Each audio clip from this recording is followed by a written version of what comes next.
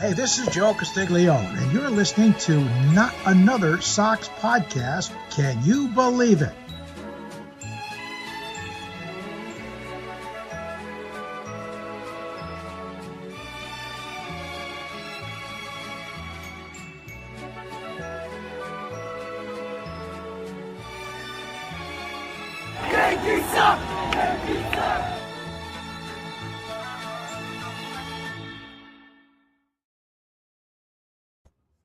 Buenos noches, amigos, and welcome to another episode of Not Another Sox Podcast. I am Jack Webster here with our producer, Ian Doran, along with special guests from Locked On Red Sox, Gabby Malihan. Thank you so much for joining us. Real quick, I do got to say the Patriots are going to the Super Bowl, but welcome so much for joining us as well. And tell us a little bit about yourself here. Yeah, thanks so much for having me. Definitely super pumped about the Pats. What a game that was, an actual really, truly nail biter. One way to put it, yeah. yeah. Oh, my goodness. Oh, yeah. Definitely the This is not another Sox podcast. It's another Pats podcast. Yeah. Yeah, right? Like, we could just talk about the Pats right now. I mean, we're in our Pats attire here, but good time of year to be a Boston sports fan, that's for sure, with the Patriots playing as well as they are right now. But yeah, I'm Gabby. Thanks so much for having me. I diehard Boston sports fan for as long as I can remember, really. I host a daily Red Sox podcast called Locked On Red Sox for the Locked On Podcast Network, and I love talking baseball, so definitely really excited to join you guys and be here. So I appreciate you asking me to hop on. We are so happy. Yeah, absolutely. You had us on.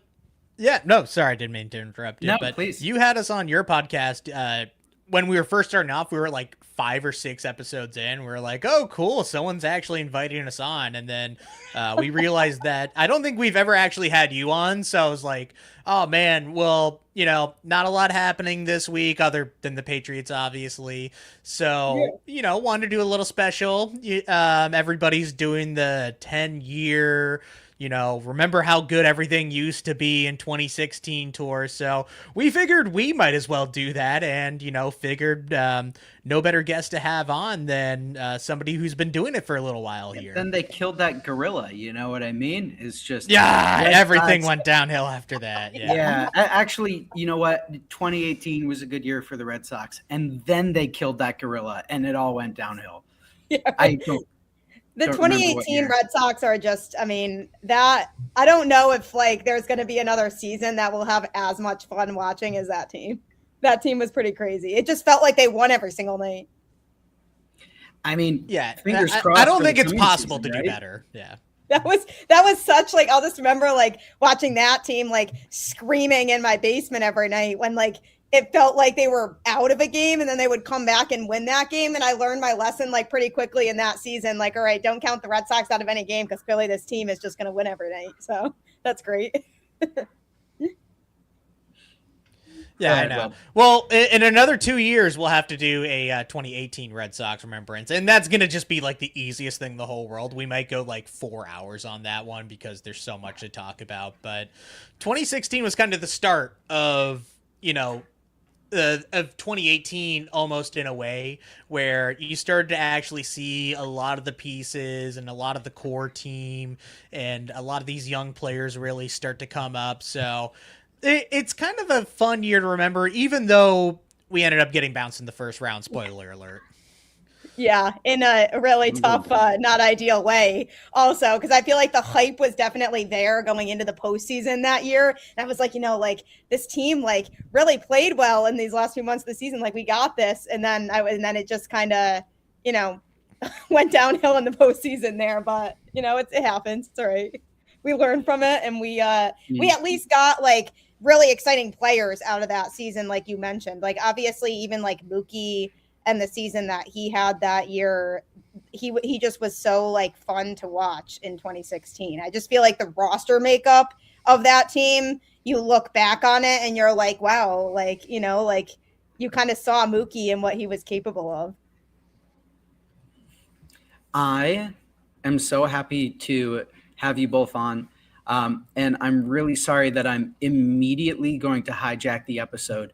I would love to start out with a quick game as we talk a bit more about the 2016 Red Sox. Ooh. And the reason I kind of want to start out with like a mini game right out the gate is, let me share my screen. Maybe that'll clear things up a little bit. We'll go over to share screen, untitled spreadsheet. There we go. So, as I'm pulling this up, between the two of you, I want to see how close both of you get to the 9-man lineup for the 2016 Red Sox. And I'm sure that'll cause a lot of spinoff for like, oh yeah, this guy was batting 4. He was unbelievable that year. Oh my God, Sandy Leon, what would we do without him? You know what I mean? So we'll kind of go back and forth between the 1, 2, 3, 4, 5, 6, 7, 8, 9, 6, 7, 6, 7. We'll see how close we get. I'll share the 2016 starting lineup, and we'll delve into the players as we get to them. Is this opening day lineup?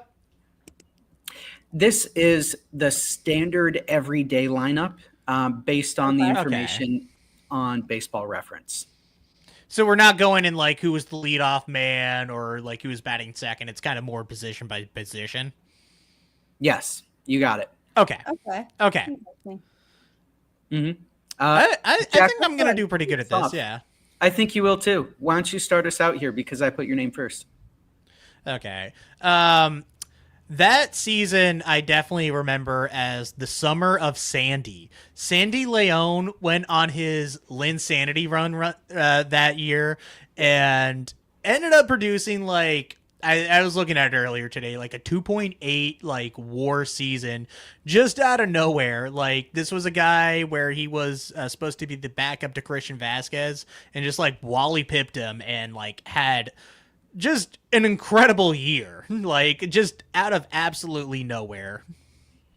Yeah, it was so funny too because like he just like gets called up in June and everyone was like, all right, like cool, but then he just goes on this tear that nobody expected, and I just thought that was so fun. And like ever since then I was like a huge like Sandy fan. I was like, all right, let's go. Like I love this for him.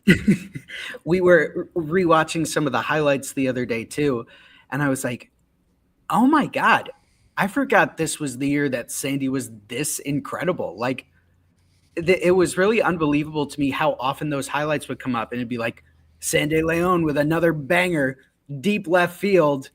He's going to bring another one home. I was like, man, whatever happened to this guy? Why didn't we re-sign him? But that's a joke for another episode. Gabby, for yourself as well in the catching spot, you think Sandy? Yeah, I for sure, because when I think about the 2016 season and where that, like how that team ended up, like they really wouldn't have been able to do it without him. Like he provided like a spark in the middle of the summer during like, you know, the dog days of the season when like it could be really easy for teams to get like really complacent. And I just feel like that team would not be the team that they were without him. Like you can't really think about 2016 and like the highs of that season without thinking of Sandy. Like it was just actually really funny to think about, like just out of nowhere he just goes on this run. Like nobody expected that. Like, nobody saw it happen. Like I did not see that coming. I was like, right, you know, cool. Like we'll see how this guy does. And like I wasn't really like thinking anything of it. And then all of a sudden it's like, all right, like maybe he's more legitimate than I thought. Okay, Google. Sandy Leon Red Sox jersey. That number 3 like fit him so well too. It did. So we were having this conversation last week on the episode too. It was like Webb was like, "Nah, I don't really have numbers Riz like that." I was like, "Really?" I was number 8. Yeah. He's like, "Oh yeah, Yastrzemski was number 8, and then don't know who wore it after it." I was like, okay, Roman Anthony's 19. Well, nobody would wear it after it. It's retired. Yeah. Well, yeah, see? Numbers is what I'm saying. Yeah. Who wore 19 before Roman Anthony? I remember Koji did. I don't think he was the last before. Yeah, I don't remember anyone who did. But didn't Josh Beckett wear 19? I'm so bad with that, with like numbers, like remembering who wore like what number for, especially if it was for like a short period of time. Yeah, like Tom Brady wore number 12. We know that. Yeah, like we all know. Yeah. Yeah. Like Drake May wears number 10. You know what I mean? Yeah. Yes. So yes, he does. Certain was players, really it's like funny. I could not like tell you what their number was. It was really funny. We had done an episode. We had just come from Fenway, and Webb was like, I got to get a Saydon jersey. And I was like, I got to get a Campbell jersey. So now those two numbers are burned into my head. But I also went back and rewatched that episode. And like, while we're talking about the Patriots, right, as Webb was wearing 3 and I was wearing 28. And I was like, wait a minute, 28-3. Where have I seen this before? That's crazy though. That is like the numbers are circling around your head. Like it's like that scene in The Hangover where he's just like counting cards. No, that is actually so crazy though. No, it was a good one. I love that jersey too. I hope to get more chances to wear it this year when they dust Campbell off and put him back out there. I don't know what they do with him, but I think he has some role on the active roster in the coming year. Yeah, it's definitely interesting you bring that up. I've actually talked about that a lot on my show too. I have high hopes for him. I think there's definitely potential with him. I think the Red Sox, with their current situation, kind of have to figure out what makes sense logistically. But even if he does start the season in AAA, I do think we will see him at some point on the major league team. Yeah, I hope so, because I bought that jersey. So it depends what they do, I think, too, to complete the team this offseason. And then we can it'll be easier to kind of see, where it might make sense for him to slide in, because we don't really know still what the infield situation is going to look like. Mm-hmm. Yeah. And we don't know if we're going to trade an outfielder. And let's say, we do, and then somebody goes down. You at least have somebody out there where he's on your 40-man and a major league guy. So I think we talked about last episode. He's probably going to be out there. So that's what they're indicating. So he'll find his way on. I'm not too worried about him. Just do what he needs to do, and he'll be back. And that kind of stud that we saw at the first part of the season. Yeah, I think, it's hard from a confidence standpoint for a kid like that, starting the season on the major league team and people having all kinds of pressure on him.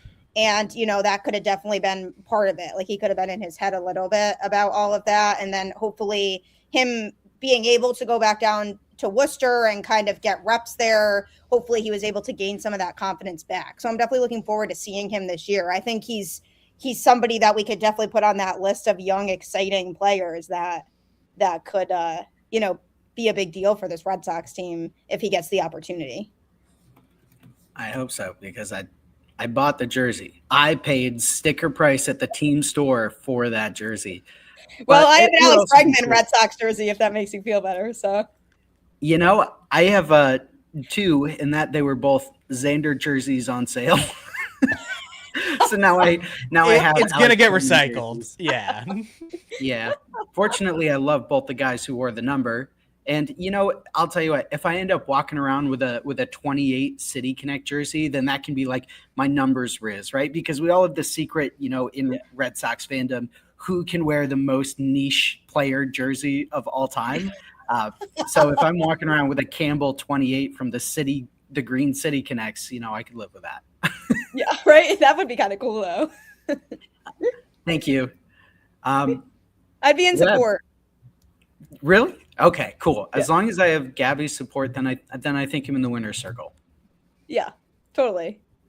And speaking of off-season acquisitions, we got another first baseman. Webb, who's your slot in for the 2016 Red Sox first base? So I went first last time. Do we want to let Gabby go first this time? So that way, go that's a great idea. Yeah, go for it, Gabby. Yeah, I mean, this one is a player who came up big against the Yankees late in the season in September, and that was huge because, I mean, the Red Sox were in the midst of this dominant run at that point in the season. So I have to go with Hanley Ramirez there, and I will never forget watching him hit that home run and screaming. I never will forget. It's one of those moments, you pinpoint certain moments from every season where you have your craziest reactions to how games end. And that was one of those times for me. Yeah. So I got a little something for you then. Hold on. High, deep drive to center.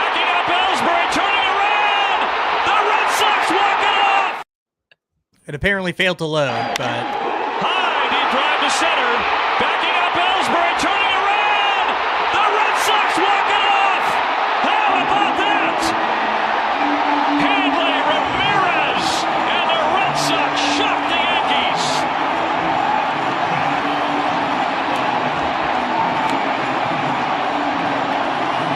My goodness. Hanley.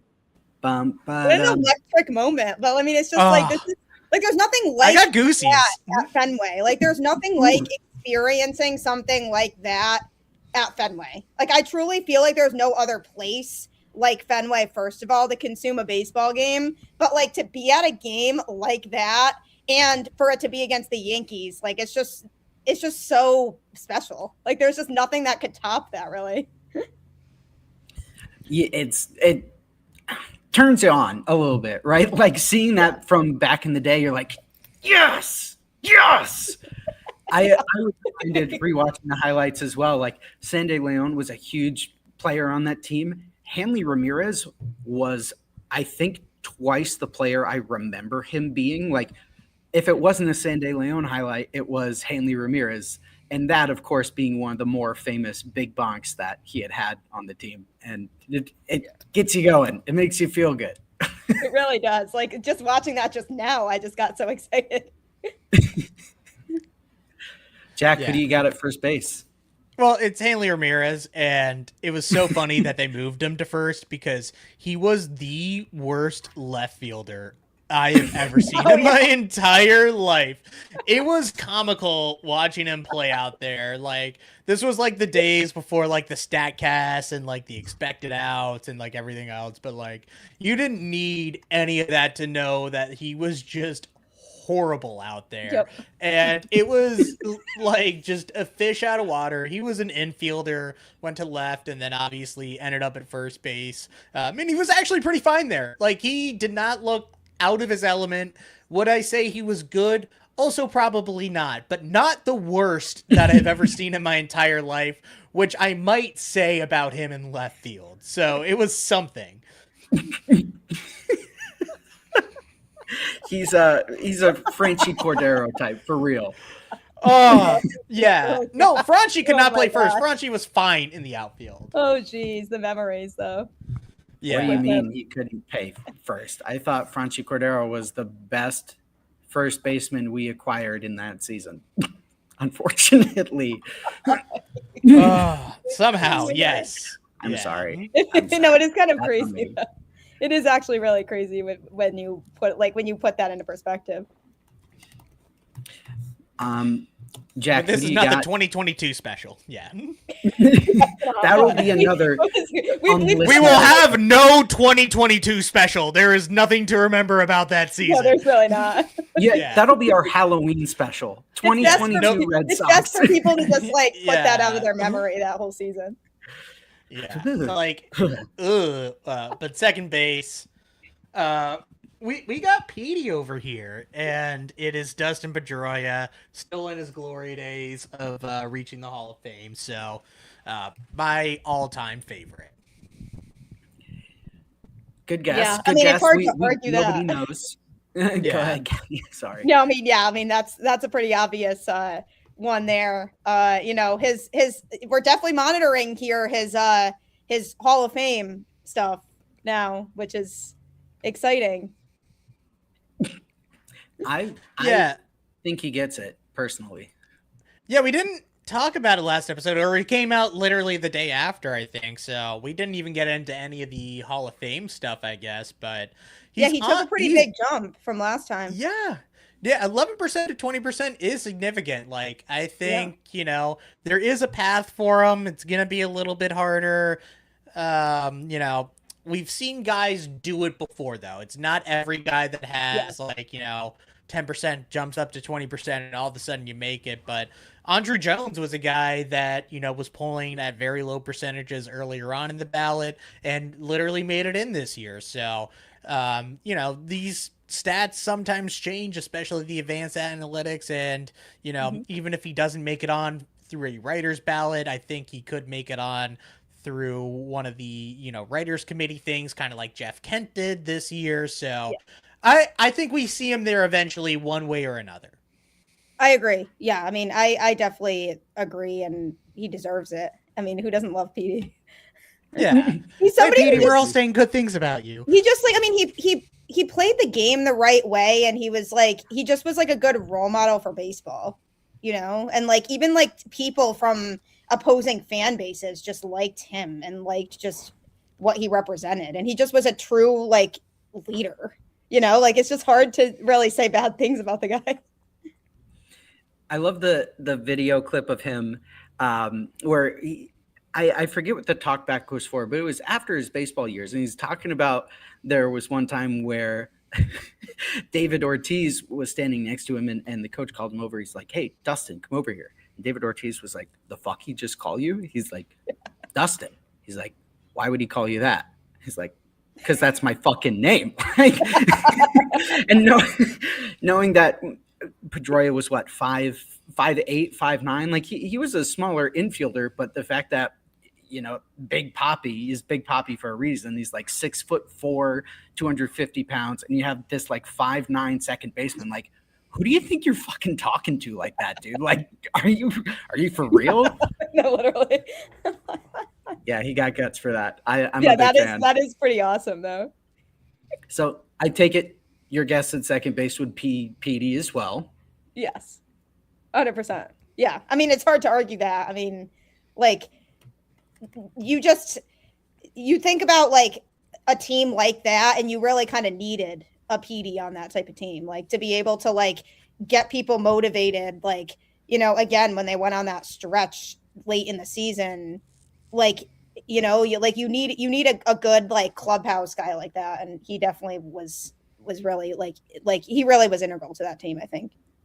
Also a hard one to miss. Like if you're not guessing Petey at second base for the 2016 Red Sox, I don't know if this is the podcast for you. Like All-Star, really hard to All-Star miss. that year. Yeah.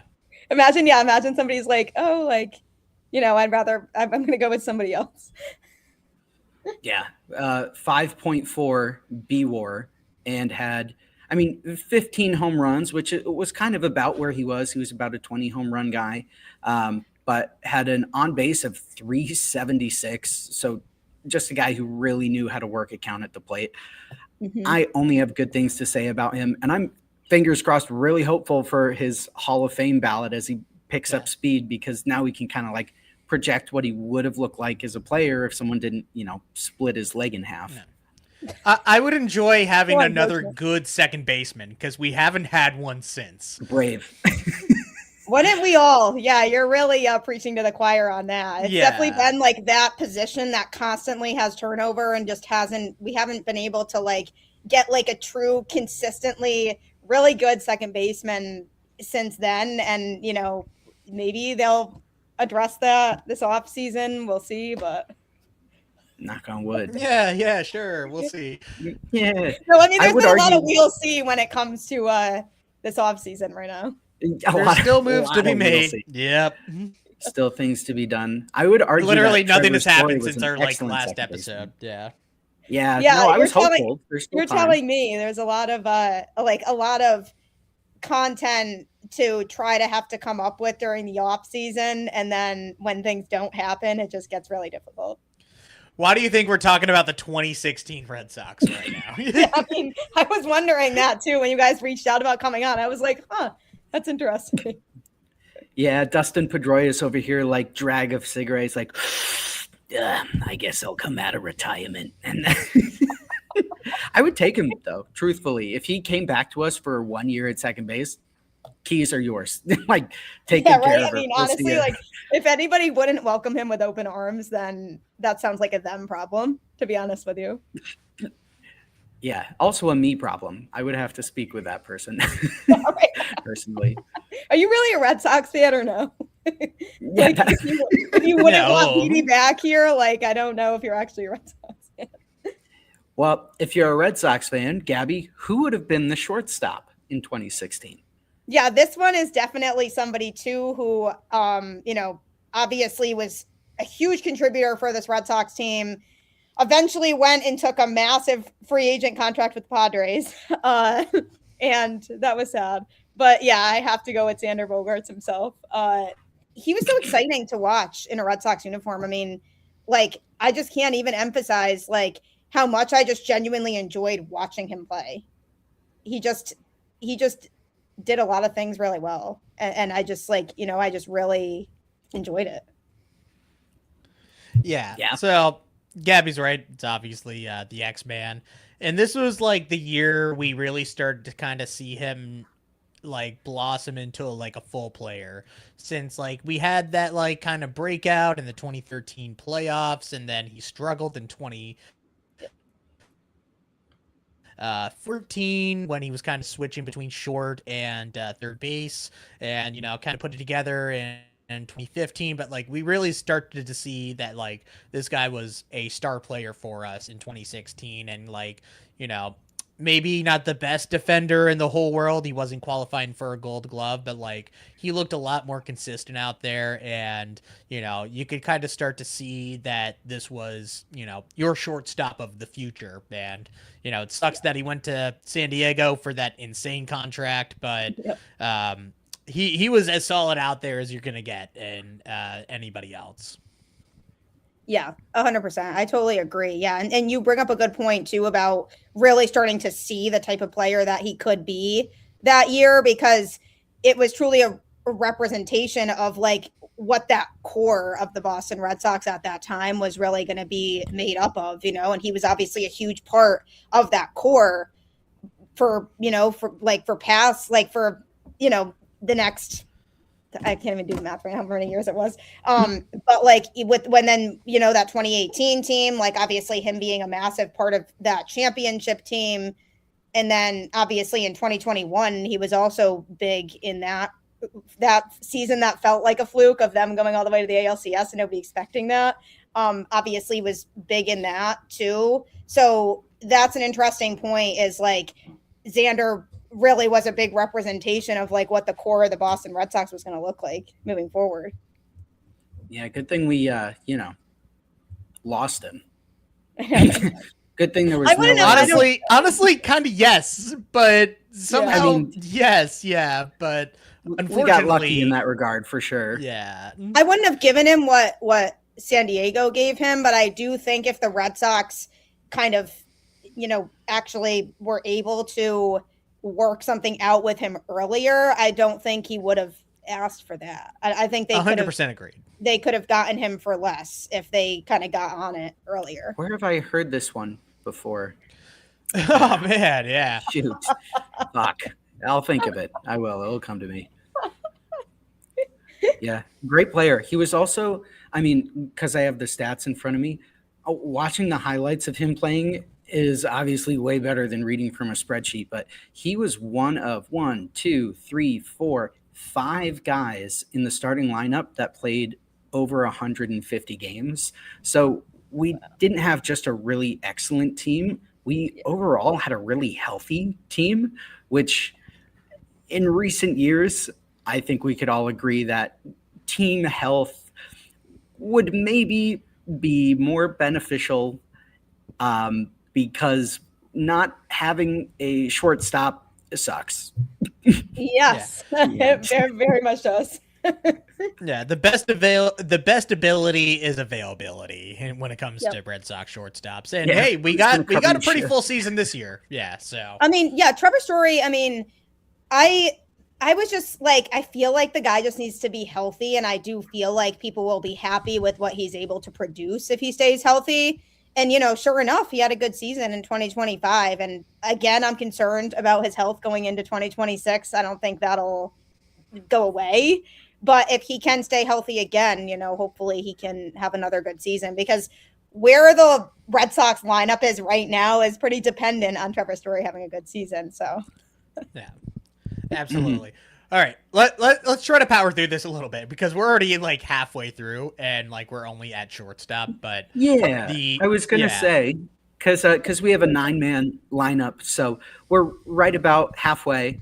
I think best thing to do right now, because we're hitting our 30-minute mark, why don't we take a quick break? We'll take guesses at what the commercials are. We'll come back and we'll talk a bit more position, a bit more highlights, and get into it. So, Webb, any guesses as to what the commercial is this week? I'm going to go like an athlete's foot cream, just like nice and soothing. So that's my guess from what the Believe Network gave us this week. Okay, let's go to athlete's foot cream. And we're back from athlete's foot cream, probably. What a guess, dude. I am curious, what made you come up with that? I think just watching football for the last few hours, I think that's fair. all that it was. Yeah, That is actually valid, though. That's a valid reason. yeah. But that was interesting. I was like, that's an interesting thing to come up with. Yeah, you never know what they might give you. I've guessed it right once, and I'm just trying to go for it again. I hope you get it. But leaning back into the second part of our episode here, we're, of course, running through the Red Sox 2016 lineup. Jack Webster, we're rounding out the infield. Who is our third baseman in 2016? So this was our third baseman that won the competition in spring training because it was against Pablo Sandoval and Travis Shaw. And Travis Shaw won that competition out of spring training, and then Pablo Sandoval busted his belt in Toronto and then tore his ACL or some shit and was out for the entire year. So Travis Shaw was our everyday regular third baseman in 2016. Yep. Yeah. It was really unfortunate though about Sandoval because I mean, ultimately no. But at the time, I mean, I kind of was a little disappointed. Ended up being probably the best thing that could have happened where he could go on the toilet and like as many booty pics as his heart desired. Yeah, he didn't have to do his lead. He could, DoorDash and Uber Eats. It was just coming out then. He could do whatever he wanted instead of playing baseball, which was his favorite thing of not playing baseball. So, glad that was the beginning of the end of Pablo Sandoval. And Travis Shaw, really cool, mayor of Ding Dong City. Pretty sure he had a pretty good year. Don't even remember. I remember just it not being Pablo Sandoval. Yeah. No, I mean, I think that was more memorable than Shaw's play on the field, for sure. I mean, it was a bigger story, for sure. I mean, Shaw, he had a decent season in 2016. I mean, he wasn't I wouldn't say he was a standout for that team, but he was fine. He was good. I mean, he was the everyday third baseman, but I wouldn't say I wouldn't look back at 2016 and think about Travis Shaw. Yeah. It was very funny. The Brewers moved him to second base at one point. I was just like, that doesn't look right. That just doesn't seem right. I do remember that. That was weird. That was I was like, why? That trade was bad and it was whatever, but it was still very funny seeing him there, and then very funny seeing him just randomly back in the 2021 playoffs. It's just oh yeah, Travis Shaw's batting against the Astros here. Why'd they call him the mayor of Ding Dong City? I think that was a Carabas thing. Yeah, it's pretty. I do remember that though. I do remember. I do remember that being a thing. I just have no idea where it came from, but I do remember I remember that from somewhere. I remember they're trying to push the nickname the Great White Shock, shark, but shot. It didn't work. Yeah, I remember that and just being nobody cares about this because it was just the Carabas mayor of Ding Dong City because he would just hit bombs, and that's just what they ended up embracing at the end of the day. And that's when Red Sox first started to actually listen to the online community in a way. Yeah, no, I know what you're mean. Yeah. It's interesting because 2016 he was okay. I mean, his home run count was 16 in 2016, so love that. But 2017, his home runs doubled to 31. In 2018, home runs 32. So he had a pretty decent showing this year, but for the years following, he was a 30 home run third baseman. And like, I'd take that. I'll take that any day of the week, you know? Yeah. I mean, imagine like somebody who can hit a lot of home runs, you know, like right now the Red Sox don't really have, they're kind of missing that. So What a concept. Yeah. I know, right? Imagine having somebody who is a big power bat that could hit a lot of home runs. I can't do it. Sorry. It's a foreign concept. I think it's a foreign concept. It can't happen. Ranger Suarez, ding dong hitter, for sure.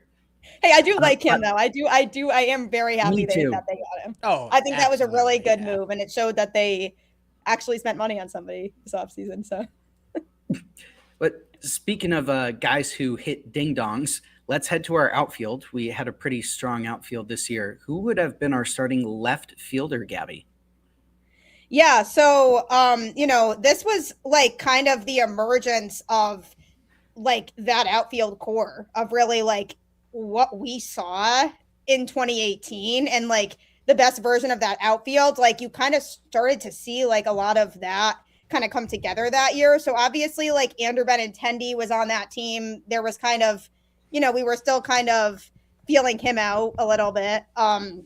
Brock Holt though, to me was like that he I think was like the starting left fielder on that team. And I'm like a big Brock Holt fan because like I just loved, I mean, first of all, who doesn't love Brock Star for one, but like for two, like his versatility I thought was really valuable. And I like really appreciated the fact that they could kind of like, he could kind of slot in to different spots. And I just think having players like that to make up a baseball team is like so valuable. And like, I really grew to appreciate like utility type of players more because of him. Big Brock Holt guy. I have a signed baseball of his from Fenway Fest. Everybody loves Brock. Yeah. That's awesome. I mean, he's just a likable guy. He's a good dude. I feel like it's just, he's another hard one to dislike. And then when he hit for that cycle, that was so sick. Which time? He hit for 2 cycles. The only guy to do it in the playoffs. Yeah. Which is cool. Yeah. So, Webb, for yourself, is that your starting left fielder as well as Brock Holt? Or would it have been? It is Brock Holt, but it was really just not a revolving door, but like just a such mix and match platoon of like Chris Young was out there as well. God, there was just some like randos out there too. I think probably even Daniel Nava got some reps out there. Just I'm sure like at that point, like, so I think that was one of the positions where it's just like, whatever, we'll put Brock Holt out there, even though like I kind of remember him more as like that second base infielder kind of type, but like he probably was the dude just kind of out there every day, kind of in that role of slap hitting, just getting the ball over the shortstop's head. So I'm pretty sure it was Brock out there. Brock Star. I know, right? I miss him. I love him. Oh, he's great. Yeah. You think he's? And I love how he still is like involved. Like I love the players who like stay involved. You know what I mean? Oh yeah. Yeah, like some guys leave the Red Sox and they're like, see ya. Like, yeah, right. Stanley Jansen in particular comes to mind, and he's still an active player, right? Like he's still playing for other teams, but he could not get on the plane fast enough. I totally, 100%. I'm like, all right, peace, bye, see ya. And just during some completely forgettable seasons with the Red Sox too. Yeah. Like he was there for just absolutely nothing. So stat padding. Like he was just racking up saves for the Hall of Fame resume. Yep. That's all that was. So yeah. No, but it's so true. He did well. He didn't he have like 35 or 40 saves? Yeah, no, each year? I would even say good. I would even say he was good. But yeah, it's just completely forgettable at the same time. Yeah. Yeah, no, it's so true. You think of some of those seasons and it's like, all right, rough. Sure, that happened. Yeah. Rough Thanks, baseball buddy. that we would watch sometimes. Yeah. Not going in a Red Sox hat. Like, not even a little bit. Out. Going in with the Braves. Jack Webster, give us a center fielder, my friend. All-star Jackie Bradley Jr. Yeah. JBJ. I love JBJ. And I remember, I think that was the year of his like 30-game hit streak, where like just like it was like May of 2016, where like he was just the best hitter on the planet, and like he was, you know, Gold Glover out there, just as good as you're ever gonna see, and he was a joy, and great dude, just great dude. Yeah, he was good offensively that year, and that was really nice to see because obviously he did struggle at the plate a lot during his time overall with the Red Sox, but that was a good offensive season for him, and obviously his defense goes without saying. So I'm a huge JBJ fan as well. I'm definitely JBJ is also my answer to that. He's great. You know, can't say enough good things about the guy. And obviously his defense. Tremendous. It was an excellent offensive year for JBJ, which is so funny, right? Because he got the nickname Barry Bonds because once in a while he would just like, oh yeah, wait a minute, and he would go on a run. So this year in particular, he had a 118 OPS plus. He had a 5.7 B WAR, and then obviously the defense, as we know, was just phenomenal. It was actually an all-star year for him as well. So only good things out of JBJ that year. Yeah, I think he hit close to 30 home runs that year. He hit 26. So yeah. Yeah, that's what I was like, wow. Way better than mine. Yeah, that's what I thought. I thought it was in that vicinity somewhere. More than anybody on the Red Sox this last season. Wow, fuck. You're Oh boy. Oh my God, that's rough. Yeah, how does that make everybody feel right now? Great, I'm sure. Yeah, I was riding this high because of the Patriots game, and then you have to point that out. The Trevor Story was her home run leader, despite the fact that he died in the month of May. 25, but all of a sudden, you know, he might be your best hitter on this team. And, ugh. I mean, well, where are we going to be at this year with that? We'll see. Maybe Roman Anthony will be that guy. I feel no pressure bad putting so much pressure on the kid. Yeah, exactly. Well, I mean, so much for that though too. Like Breslow even said when he got called up, you know, we don't want to put a lot of pressure on him now, and then that's exactly what they're doing. So. Good luck, kid. Yep. I have full trust. I do too. I hope he loves the moment. He seems like he definitely has the work ethic for sure, and he's super mature. For his age, he's just so mature, and that's another thing about him, I think too. So I feel like he definitely has the mental aspect. So we'll see. Yeah, and his uncle Romy taking him out to the bars. I love Romy. Meeting ladies. I know, right? Yeah, bring back the mustache. Yeah, I know, right? I have the mustache. Or is it not my mustache? No, his, yeah. Well, what's wrong with my mustache? All right, anyways, Gabby, right field. On that note, obviously has to be Mookie. I mean, that one is another one that goes without saying. I mean, that season for him was also really exciting, as I mentioned earlier on in the show. It was hard not to be excited about Mookie that year too. You know, if only he was still around. But, oh man, what happened? If we really want to dig deep in some recent Red Sox transactions here over the last few years. But yeah, please. Let's do that. We have definitely never talked about the Mookie Betts trade on this podcast before. Right? Yeah. That's that. I mean, it has to be Mookie. I mean, really fun season for him. 2-3 homer games that year, which was cool too. So that was pretty fun. Yeah. MVP runner-up. 2. Was it Mike Trout? It was Mike. It was. Oh yeah. Yep. Yeah. That was back Pretty when. safe guess. Yeah. I know. Poor Mike Yeah. Trout. You know, like you could have just thrown that almost any year. It's just like, oh, Mike Trout or Ohtani. It's one of the two. Yeah, right. If you don't know it, the chances are high that it's one of them. But I mean, Trout. Yeah, I mean, it's really between. Any year between 2011 and 2019, it's like, yeah, it was Mike Trout. Like, no, it's so it's true. probably the It's so true. safest guess you could take. I know. It's unfortunate though that like Trout just hasn't really been able to stay healthy. Like, you know, it's just it's tough. Yeah. This is so many games now.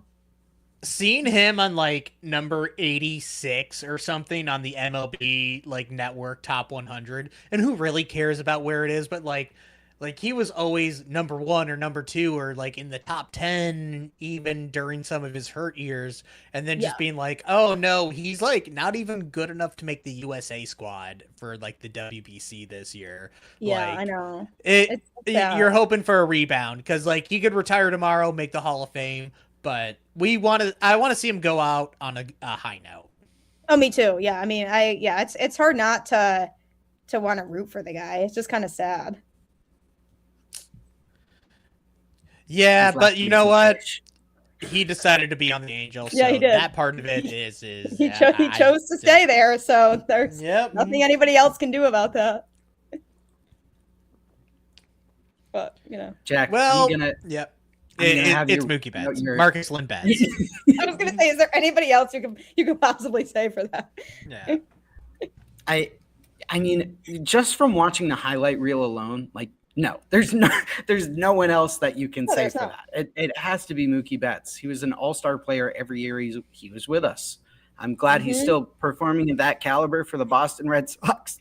I know, right? He's been so integral to the Red Sox playoff run in 2025. Really, truly. Yeah, he's gonna be integral to the Red Sox playoff run in the coming year too. I'm sure. Oh yeah, I think so. I mean, yeah, maybe he's that power bat that we're gonna need. Would we trade back for him at this point? Like, I would love to have Mookie Betts back. Do you think he is worth bringing back to this team right now? Yes. Yes. Didn't even wait. Yeah, no, we're missing an infielder. He plays infield again. Literally. I was gonna say, like, this seems like the perfect time actually, and the perfect opportunity to bring somebody like Mookie back. Yeah. A veteran who's won a World Series with this team, like, sign me up, you know? Yeah. Yeah, with a 9.8. Well, I'll trade him Connor Wong. Just 1 for 1. Straight up. Yeah, 1 for 1. Yeah, we'll take on the whole take contract. Yeah. Well, we are hitting our 9th man here, Jack Webster. Who would have been the 9th man on the 2016 Red Sox? You know, I'm just going to throw up his Savant page. This was the first year of Baseball Savant. And for those people that might not be watching and just listening in their car, it's red. It's just red, other than like the base running. So it is Mr. David Ortiz in his final season, perhaps the greatest final season of all time in any sport ever. Just unbelievable. Every single night just seems to be on his bullshit. And then I was at his final game in the playoffs against the then Indians.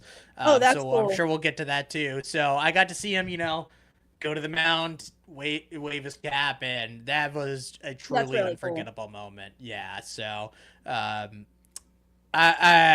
who could forget about that season? Yeah, I mean, it's just like, what a way to go out. Like it's just so truly memorable to have him go out that way. And obviously, like, it was devastating because I was like, wow, the Red Sox are never going to be the same again without David Ortiz. But that was definitely a season to remember for him. I'm so glad you were at his last game. Like, that's so special. Yeah. But yeah, I mean, the only playoff game at Fenway that year, by the way, like, it was kind of a weird feeling. And I guess we'll just talk about that part of it right now, since the Red Sox won the American League East. It was the first time of a stretch of 3 years where they won the AL East, which had never happened in Red Sox history before.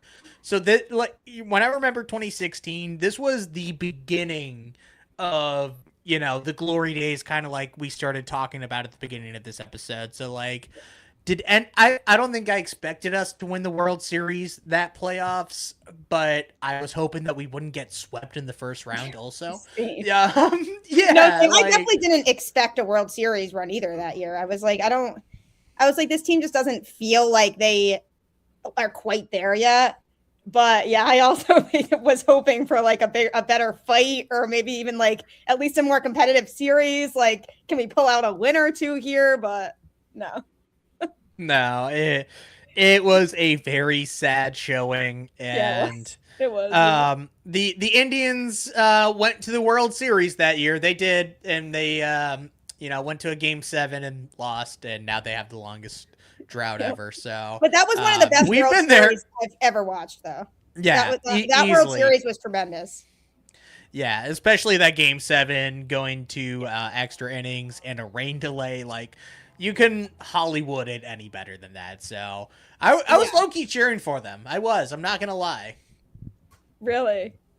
Yeah, I was cheering for the Cubs, but everybody was. I was kind of just feeling going against the grain, I guess. Yeah, it was. But I will say though, like, I went into that series like, I want to see the Cubs win, but I wouldn't have been upset either way. That was kind of like my mindset about it. Like, I would have been totally okay with Cleveland winning too. Even though they swept us. That was my thought too. I was like, I don't really care. Yeah. I didn't have that much about like obviously it sucked that they swept us and that happened, but like I didn't have that, like, I wasn't mad enough about it to where I was going to be like, oh, I'm just going to actively like, hate on them the rest of the way and hope they lose. So, who was on the 2016 Cubs was Aroldis Chapman. That's true. Yeah, I mean, that man is, he's unbelievable. I mean, truly, like, and I'm going to be honest, like, I did not expect him to be as good as he was this past season. Truly no. Like I liked the signing. Like, I remember like going on my show and talking about like, this should be good for the Red Sox. Like, he's a guy who has closing experience. We don't really have a closer right now. Like, he's a veteran. He's World Series champ. Like, this is a guy who I can kind of get behind, like, being part of this Red Sox pen. But like, I did not think that he was going to have the season that he did, like, at all.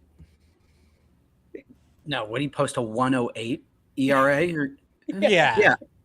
Like, Connor Wong was just like, throw the pitch here instead of just down the middle. And that's all it took, apparently. Eureka! Apparently, yeah, because he said that, like, Connor Wong, like, told me this, and then it just fixed everything.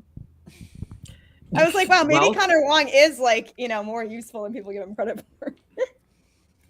So, here's how you guys did. And this is copy-pasted from Baseball Reference. You both went 100% on the 2016 Red Sox starting positional players. Of course, I mean, the pitching rotation, I think, is its own conversation, right? Because we had a huge year at a David Price that year. Koji was, Jack, you've said it before, it's like a cheat code. Like, you put Koji in, game's He was over. not the closer that year, though. Nope. No, he was the eighth. Who was the closer for the 2016 team? I forget. That was the first year of Craig Kimbrell on the Red Sox. I said I forgot. I was lying the whole time. I knew that. Oh, man, for sure. Yeah, he was. Man. Yeah, that was like the emergence of Craig for the Red Sox. Yeah, Craig Kimbrell, 3 years on the Red Sox, 3 All-Star appearances. So as much as that 2018 playoffs may have left a memory in people's mind, despite yeah, I would say saves. so. He was very good for us. I loved Craig Kimbrell. Yeah. My emotions when that man was pitching in that playoff run was crazy. He's bad. Yeah, he signed a minor league deal with the Mets, which was very funny. I did see that. Yeah. I was like, honestly, good for him. Like, good for him. Yeah, like recently, right? Like yesterday or the day before. Yeah, yesterday, I believe it was. Yeah, like I saw it and like I audibly like gave a snort through my nose. That was my reaction. I was like, you know what? Good for him. I was like, you know what? Anyone's gonna take a chance on him just like based on his history. Right. The last few years, this one guy, I forget the name of the account on Instagram, but he does this really great like sports impression. And he's like, and Craig Kimbrell coming into the game, he's winding up for it, and then he does like this little like granny lollipop throw. Yeah, his thing was so funny. I was like, what is he doing? And it worked. It worked though. Yeah, I was gonna say whatever works for him, but it was like the most fascinating thing. Mm-hmm. I mean, it works if you're throwing 101, 102, right? Yeah. But I think those days are very far behind him. Yeah, I did see that, the minor league deal with the Mets. Yeah, I was like, all right, good for him. Like somebody still wants to like take a flyer on him and see what happens. But no, I mean, he definitely appreciate what he did overall for the Red Sox, like for sure, like no doubt about it. And can't forget about Rick Porcello that year.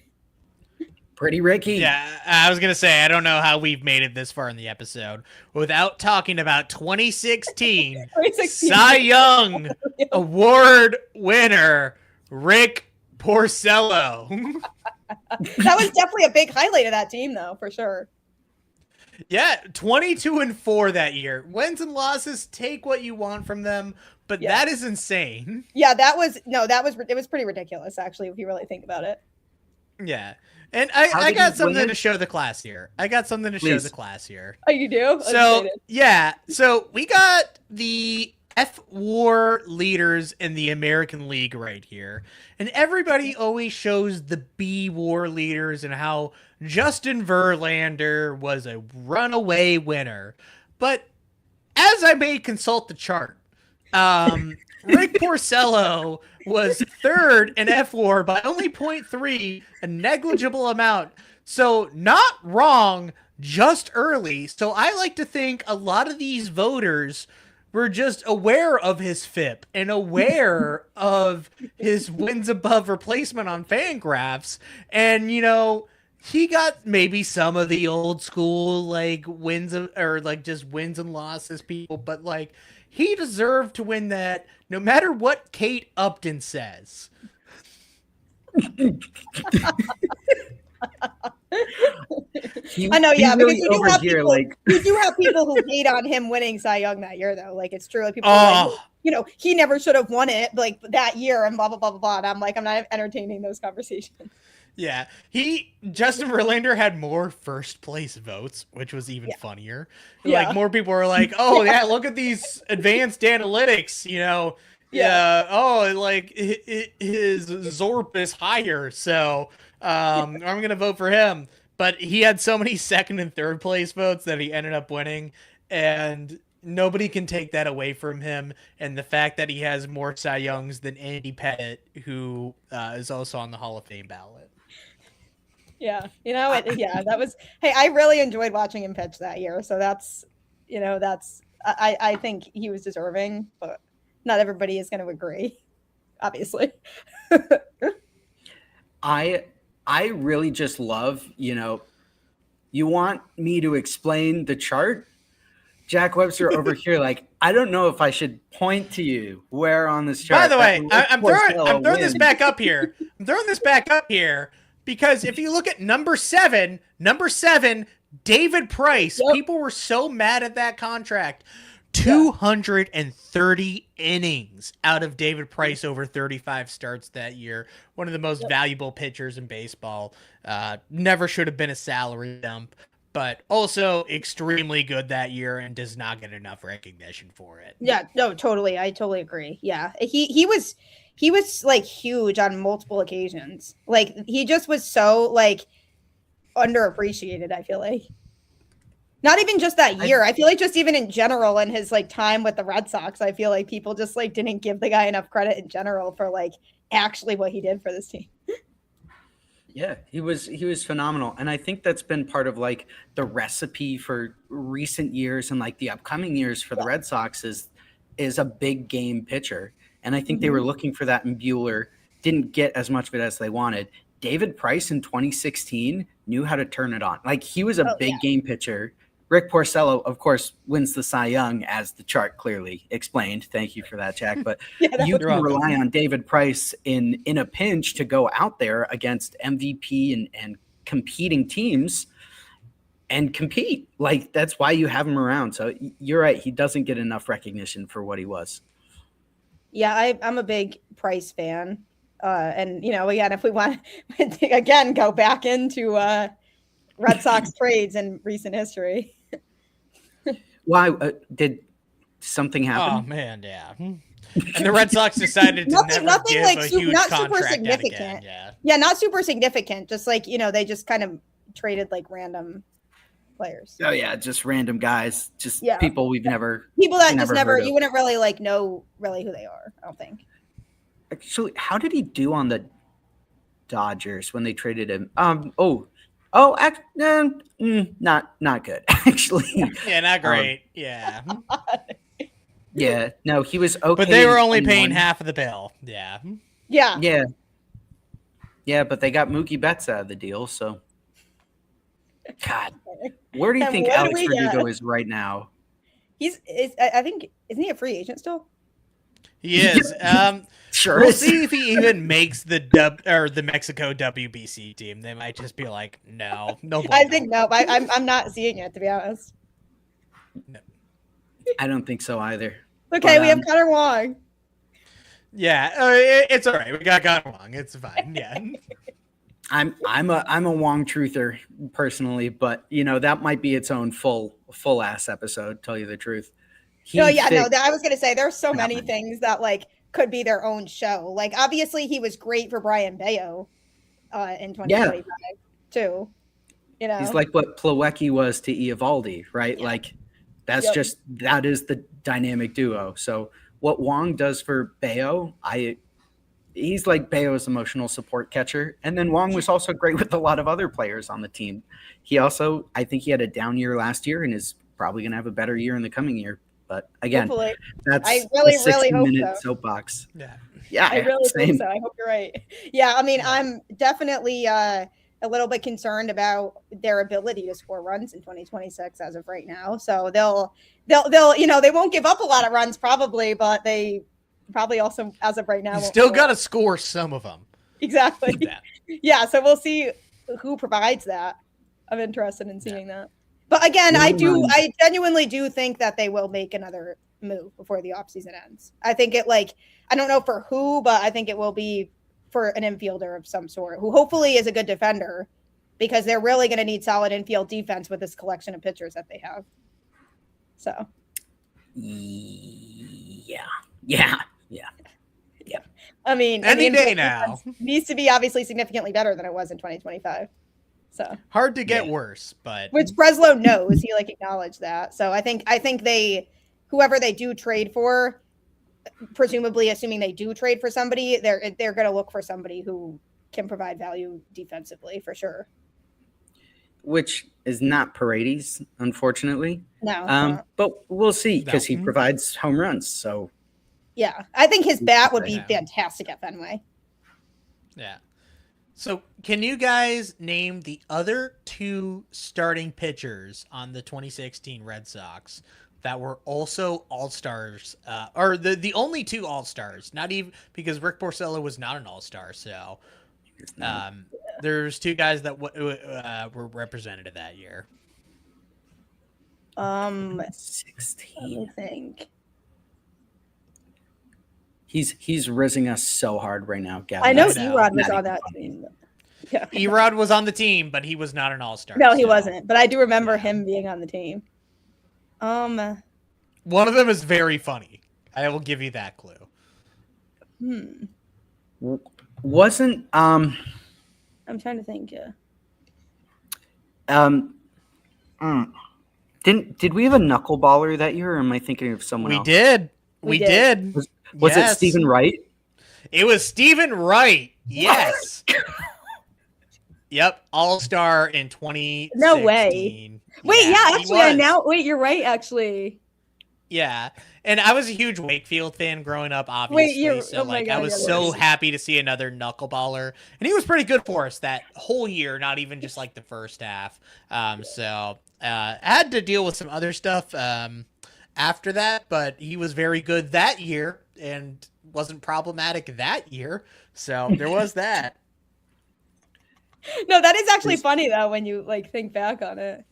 Wow. I could name the bullpen better than the rotation from that year, truthfully. Like, you had Kimbrel, you would have had Barnes would have been in there, Kelly would have been in there, Koji.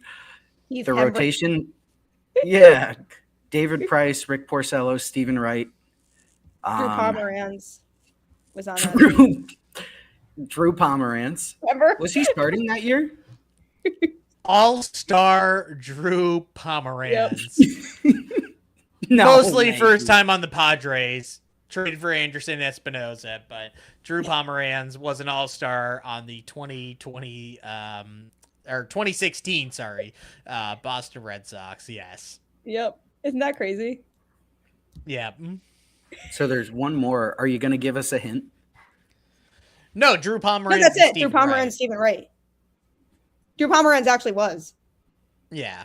So wait, Drew Pomeranz, Stephen Wright, David Price, Rick Porcello, Eduardo Rodriguez. Yeah, Erod. Oh, there's a few other. I thought we were just talking about the All Stars. Oh yeah, but no, Drew Pomeranz was. Erod was on that team. Yes, he was. Yeah. Gotcha. I was looking for the fifth rotational starter, and I was like, oh, it wasn't Erod, it wasn't Kelly, but anyway, if Sean O'Sullivan.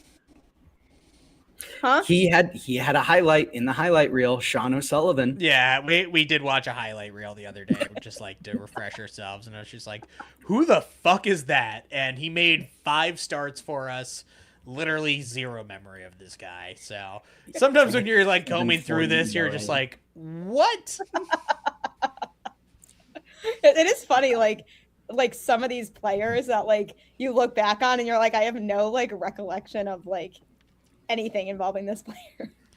Aaron Hill played for the 2016 Red Sox. When did this happen? That sounds made up. It's so true though. That's like a good example too. Like that like happens so often where it's like you'll see a player's name and you're like, when were they on that team?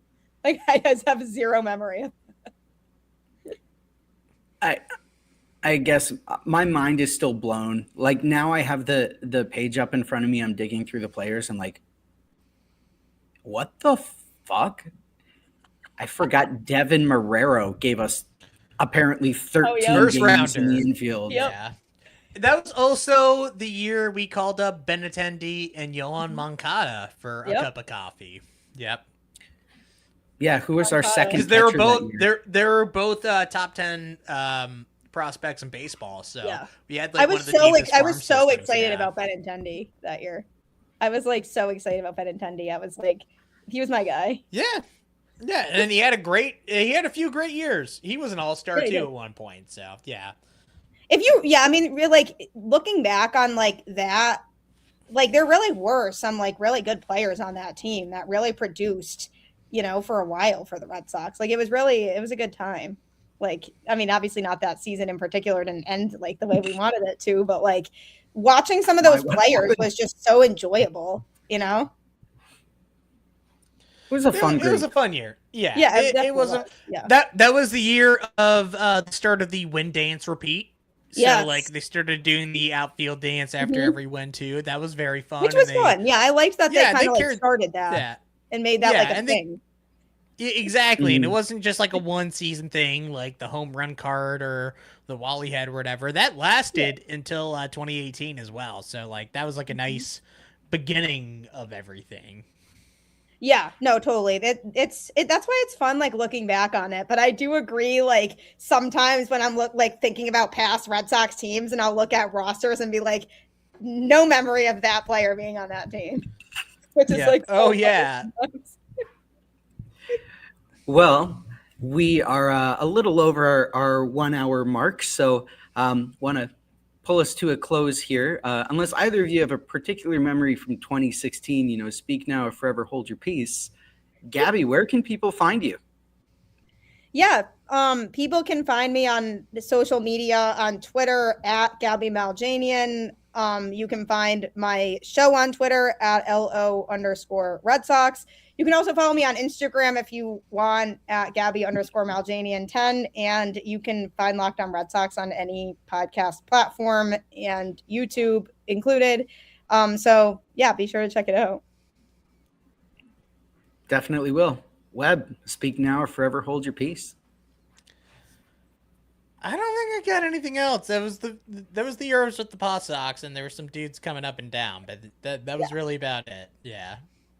But it was exciting though, because it was exciting to like see the potential, of like what we. Yeah. It was the beginning of something special. Yeah. It really was. Yeah, I know, right? Good memories from that group for sure. I appreciate you guys having me on too. This was fun. Of course, thank you for joining happy us. To have you. Thank you. We'll have you on for the 2017 special that we're going to do next year, and then so on and so on. Yeah, definitely, please do. But just skip in 2032. Just don't do one like you said, because what is there to talk about? If we're still around in 2032, we're doing something right. Yeah.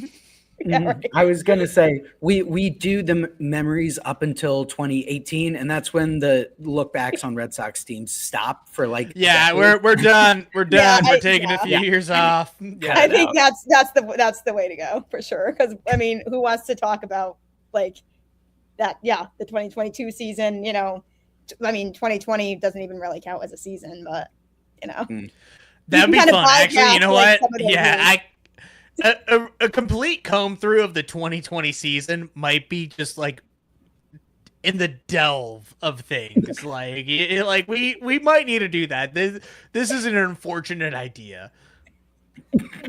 Well, it's all yours, pal. You I got it on that one, and I will support you 100%.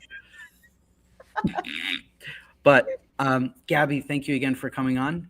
Without further ado, I love you. No, I love you. Yeah, I love you. Bye. Okay.